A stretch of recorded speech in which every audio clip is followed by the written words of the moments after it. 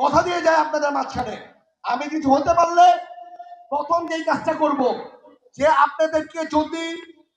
আপনাদেরকে যদি সরানো লাগে, আশেপাশে মসজিদের যেভাবে করে আপনাদেরকে নেওয়া হয়েছে ঠিক একটা কমিটির মাধ্যমে যারা এই সম্বন্ধে জানে তাদের মাধ্যমে আপনাদেরকে এখান থেকে সরানো লাগবে। যে আপনারা এটা চান নাকি চান না?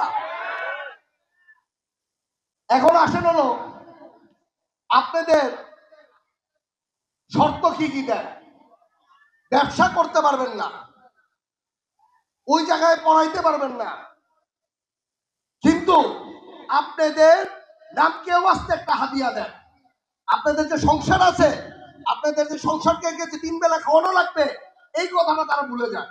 আমি আশা করি আমি যতগুলি মসজিদ আছে সব মসজিদের কমিটির সাথে বসবো, এবং আপনাদের সাথে বসে মিনিমাম একটা হাদিয়া ঠিক করবো। আমি ওনাদের মাথায় এটা ঠিক করতে হবে যে আমাদের হুজুরের ঘর সংসার আছে, ওদের মাথায় এটা ঠিক করতে হবে আমার হুজুরের ঘর সংসারের 3 বেলা তাদের খেতে হবে, তারা সমাজে চলতে হবে। এই জিনিসটা তাদের মাথায় দিয়ে আগে ঠিক করতে হবে। আমি আশা করি আপনাদের ইমাম মহোদয়ের সাথে বসে আপনারা যেই হাদিয়াটা ঠিক করবেন, আমি চেষ্টা করব প্রতিটা মসজিদের থেকে যাতে মিনিমাম ওই হাদিয়াটা দেয়। এর চেয়ে বেশি দিলে আলহামদুলিল্লাহ, কিন্তু এর চেয়ে কম যাতে না দিতে পারে এটা আমি চেষ্টা করব। আমার কথা পাস হবে নাকি হবে না সেটা জানি না, তবে আমি চেষ্টা করব যে আমার রাসূলুল্লাহ সাল্লাল্লাহু আলাইহি ওয়াসাল্লাম সম্বন্ধে যদি কিছু বলে ওনাকে যাতে ফাঁসিতে যাতে ঝুলানো হয়, এইটা আমার সবচেয়ে বড় দাবি থাকবে। কারণ আমরা মুসলমান, আমাদের মনে প্রাণে আমাদের রাসূলুল্লাহ সাল্লামকে রাখি।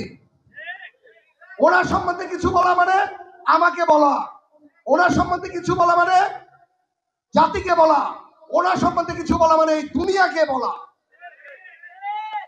তাহলে ওই বান্দা যাতে ফাঁসি হয়, এর জন্য আমি যথেষ্ট চেষ্টা করব যাতে ও ফাঁসিতে শুধু ঝুলবে না, মানুষের সামনে ওপেন যাতে ফাঁসি হয়, এইটারও ইনশাআল্লাহ আমি চেষ্টা করে যাব।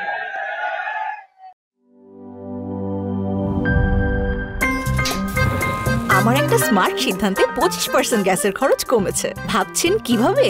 সাধারণ গ্যাস স্টোভ বদলে আমি এনেছি আরএফএল গ্যাস স্টোভ। এর সাইন্টিফিক নজল ও ব্রাস বার্নার ক্যাপ সমানভাবে তাপ ছড়িয়ে রান্না করে দ্রুত, তাই গ্যাসও বাঁচায় 25%, টাকাও বাঁচে 25%। আরএফএল গ্যাস স্টোভ নিরাপদ ও গ্যাস সাশ্রয়ী।